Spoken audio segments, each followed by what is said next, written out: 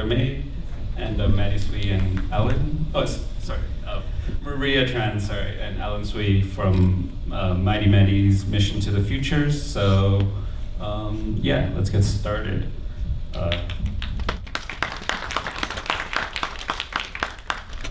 Yeah, so my first question is, what are things you learned about your creative processes in the making of these films? No, I just had a really good time making this film, and it was the first time that I was collaborating so much with the subject of my documentaries, and no, I just had a really good time.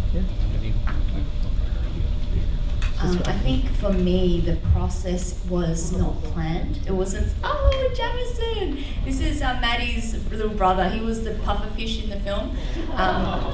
And I think for me, making films sometimes comes at random and unexpected moments. And for the process of making Mighty Maddy, it wasn't planned. I think you reached out and then saying that your daughter likes strong women and action stuff, and then that's how we kind of collaborated.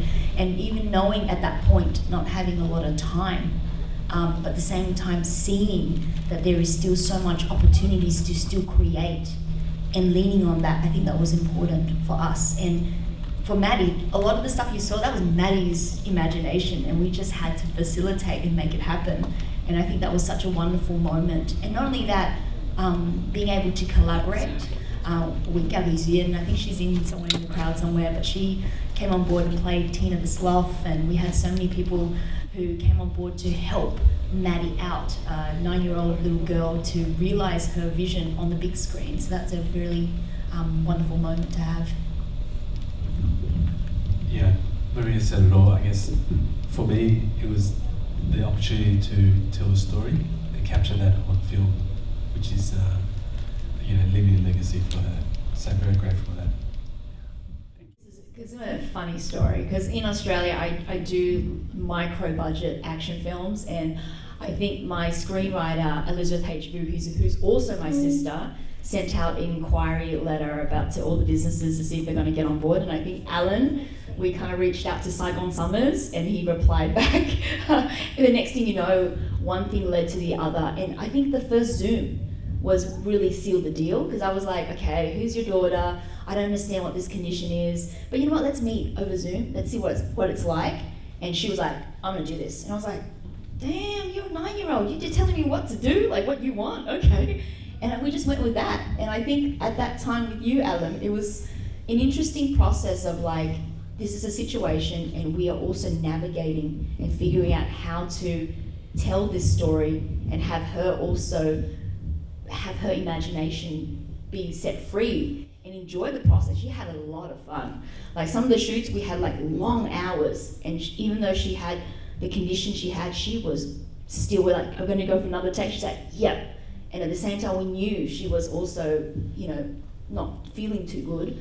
But for a little 9-year-old girl pushing through was just amazing. You saw that as well. See her resilience in just wanting to tell a story.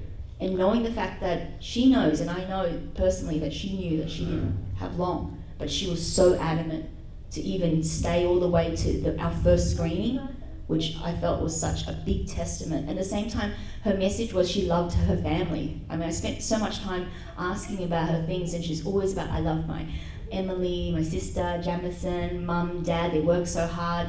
And just to be able to go, wow, you're so, even though you're young, you do really take on the world, at the same time want to change the world in your own way.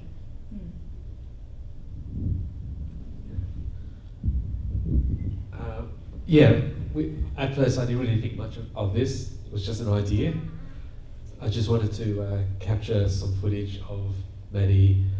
I knew she didn't have much time, but she loved I really believe that young people, they are very creative when they're young. We grow up in a society, in the Western world, where there's a lot of rules. As you get older, you got to find a job, you got to make money, and you lose that creativity because, but she really enjoyed life when she was painting and singing, and the creative process that really you know, she found joy in that. And you know, the core message in the movie, to love every day and to touch the sky and to inspire other kids, no matter how your condition, you know, it's a very universal message, and we're able to achieve that. So, you know, by accident. So, yeah. Thank you. Let's open it up to the audience. If you have questions, just introduce yourself and someone will bring a mic to you.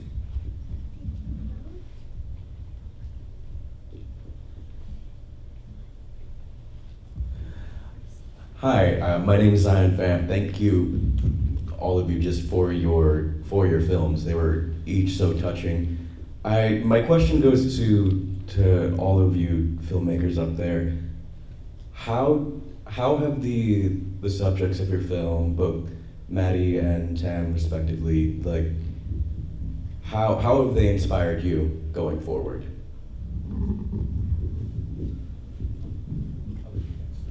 Okay, first, okay. It's definitely inspired myself and my family. You know, life's short, and we just got to do what we're going to do to constantly help others and love it, and to touch the sky. So the message is universal, and she showed all those qualities, which is her legacy, and that gives us the motivation and the strength to keep moving forward.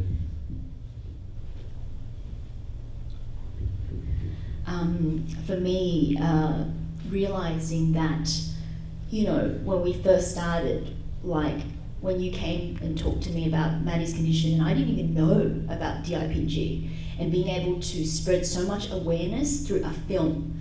And this film has generated so much momentum in Australia. Like, I think Maddy, from her film, she was on the front cover of national newspapers lobbying for more cancer funding research in this country, right? At the same time realizing that there are other young kids, even at the screening we had, wearing little capes and like also saying Mighty Maddy, singing her song. It just shows that there's a ripple effect when you create. And even for me, myself, moving forth, I'm doing 2 action feature films in Australia on super low budget, like ridiculous, right? And still weaving her in our film somehow. So I think there's always this thing where everything that you do always connects. It's not random. There's always something that leads on to another thing. And one thing I do learnt from Maddy was that before she passed, one thing that I got in an essence from her is that it never ends. So even though she has passed, for some reason we still feel her presence in the work that we do, and also finding spaces for people to express themselves and to feel good about themselves, to share, to build communities, to build ways of just harmony within ourselves, and to find ways to also heal. I think that's been such an important thing that I gathered from it. Yeah, Maddy definitely inspired me to keep dreaming and, you know, believing in myself and creativity and creating chances for others. And for Tam, you know, growing up in Vietnam, I didn't know much about the Bo people, unfortunately. I just feel like it wasn't quite told, even though my families were a part of it. And having the chance to talk to Tam, it's been really eye-opening, and it's a great learning experience, and also it was such an honor to help tell that story. But at the same time, this film has really had a little bit of success in both film festivals and also in the media back in Canada, and it just makes me believe that I can still, I can keep making and telling Vietnamese stories and different stories of the culture, and that I can receive funding and also get it out there, and people do want to see these kind of stories. So yeah, it kind of gives me a good motivation that we're on the right path and to keep telling our stories. And also Tam was able to create a whole life for himself out of nothing, and just his passion for his craft. And yeah, that's what I'm trying to do as well.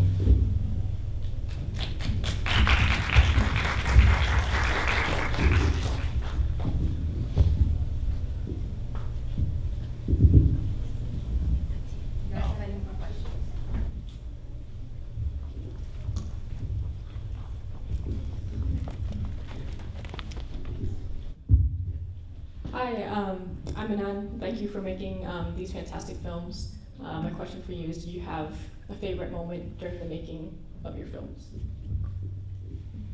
Yeah, no,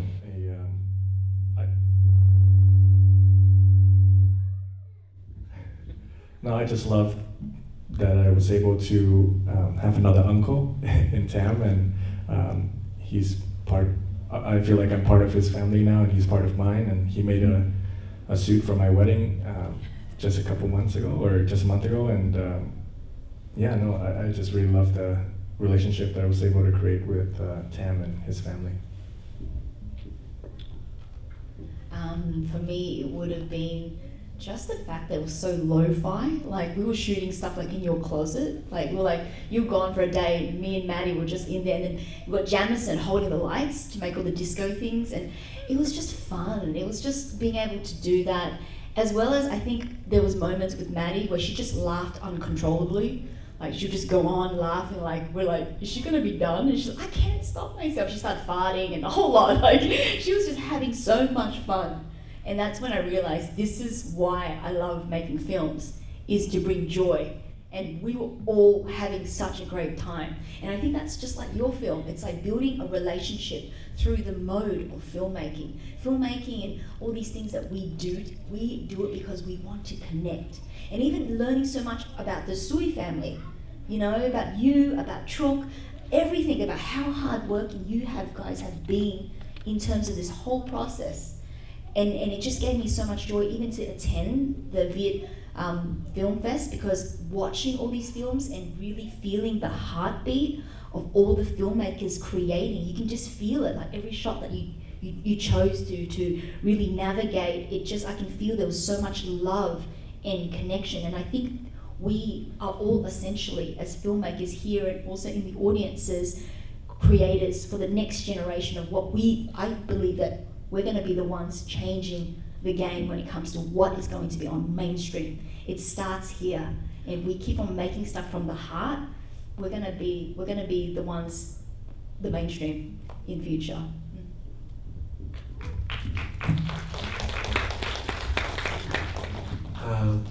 I guess for me, it wasn't so much the creative process, but allowing the free flow of ideas. It was Maddie's own creation and ideas, supposed to be fictional, but it's where the real world and the fictional world came together. Because you know, Maddie actually had a rare type of brain cancer. It was fatal, but as a father, you never tell your child, you know, about these things. And to actually watch her movie and realize how much she actually knew, showed her maturity, but also it's a very powerful message for now and the future, because raising funding for brain cancer is something crucial. A lot of people can't relate to it, but here is a person who had brain cancer making a movie at 9 years old, never been done before, probably, you know, not for a very long time, but she's really a face, not just in Australia, but across the world. And you know, we feel like there is this responsibility to be able to pass this message on. So yeah. Thank you. Any more questions?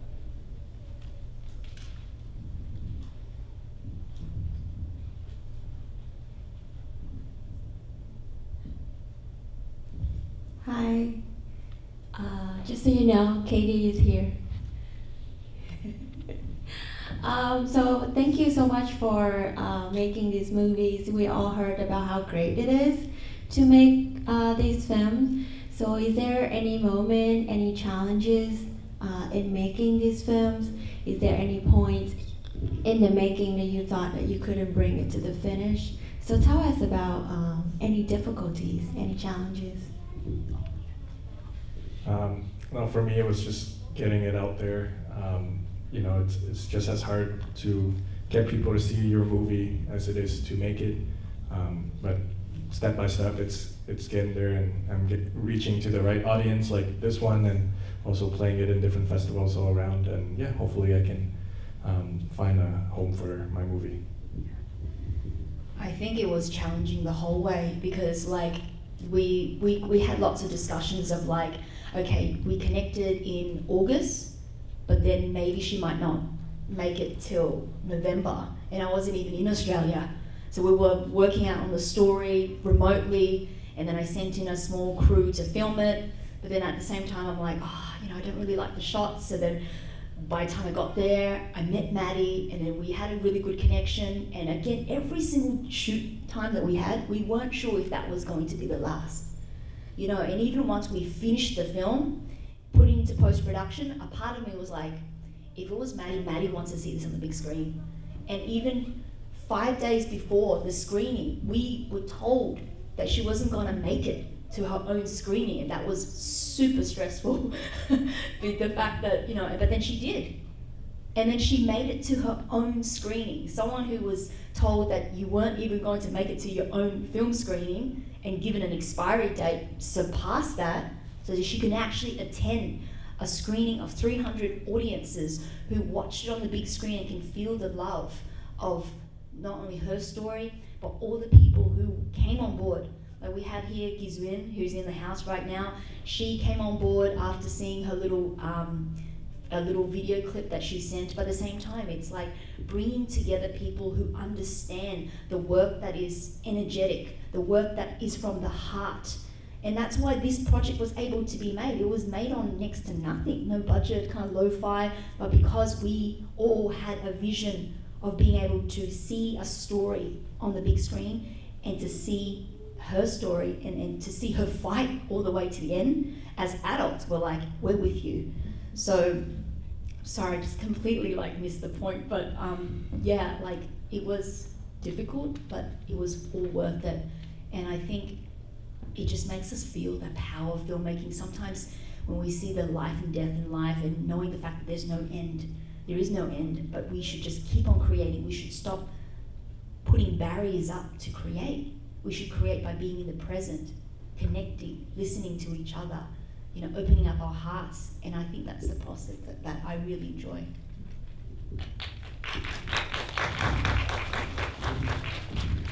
Yeah, so the easiest part is having all the love and support from everybody. So when you have a community and anyone can do this, and we had that, and we had the help and the support from Maria and her team, and you know, with the hard part was her health. You can see halfway through the movie, actually she's already lost function on the right side, but she managed to be able to, you know, persevere, and you know, it just goes to show her strength and her courage. So yeah. Any more questions?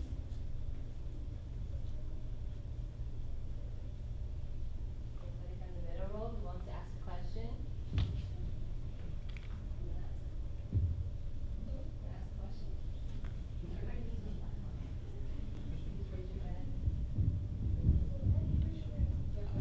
Yeah, well, we're waiting for another. Oh, sorry, is that a question? Yeah. So yeah, what were kind of your like aesthetic and visual inspirations in making your film and how they ended up looking?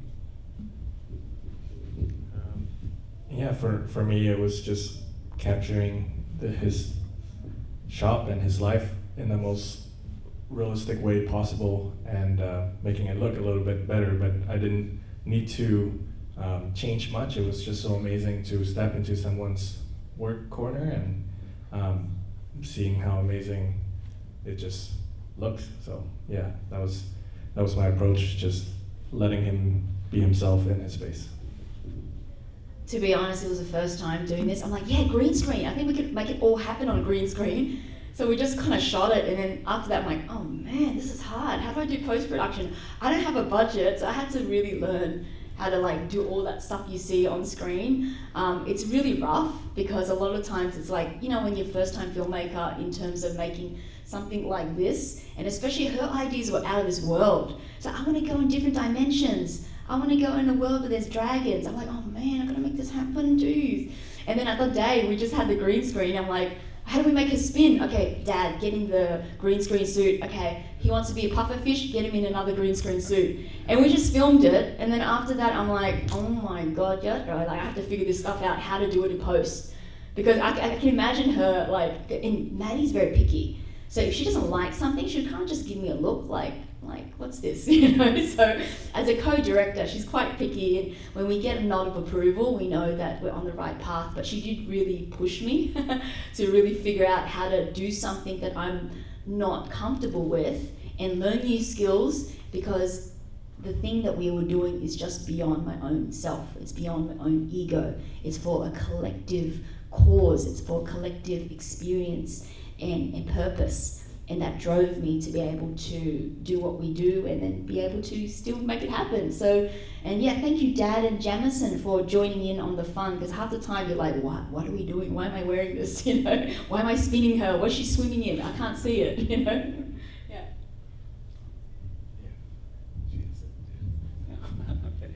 And just the last question for today, what's coming up next? Is there anything you want to let us know about? Pretty excited to see what's coming up next. This film of mine is going to play in a festival in New York next called Doc NYC, which is the largest documentary film festival in America. So I'm excited for that. And then at the end of the month, I'm going to Tokyo to pitch a feature version of a short that played at Viet Film Fest 2 years ago and won the Spotlight Award, called Container. My co-director, unfortunately, is no longer with me, but it's a hard journey, but I'm looking forward to hopefully get the film made and then play at Viet Film Fest a couple years from now. So yeah. I think for us, we're planning just to release the film online. In the meantime, I've been doing another short film on horror, Midnight Never Sleeps, which features Thoi Tho Au, who's also in the house as well. And in the next 3 months, shooting 2 feature films on super low budget. And Maddie's in it as well, because Maddie actually wanted to be in my movie. So we shot something prior, which is going to also be in the action film. So it's kind of weird. In a way, as a filmmaker, it never ends. We're kind of like, all the things that we do, we try to create universes that collide in every film that we make. So, yeah. I don't have any plans myself, but supporting the Australian filmmaking industry, because we're quite small compared to here in the US. But to come over here has been an honor and privilege. So thank you. You have like a creative space opening up, right? In honor of Maddie. Oh yeah, definitely. The opportunities are endless. Oh yeah. Okay. That's. Thanks to this, I guess, it has propelled us to a global stage. So I've started a social enterprise called Mighty and Co, which is a social business, and we hope to grow that, and all the funds go towards the cause, which is raising money for childhood brain cancer, but more so, keeping it broad to bring joy to people who have serious illness in cancer. It's something to give back to the community, because they were there for us, and it's something that we need to do, always giving back. Yeah, let's give another round of applause for our illustrious filmmakers. Thank you again for participating today. Thank you for being here. I hope you check out more films, both here at the Frida and also online. Viet Virtual, check it out, know it, and have a good rest of your day. Thank you.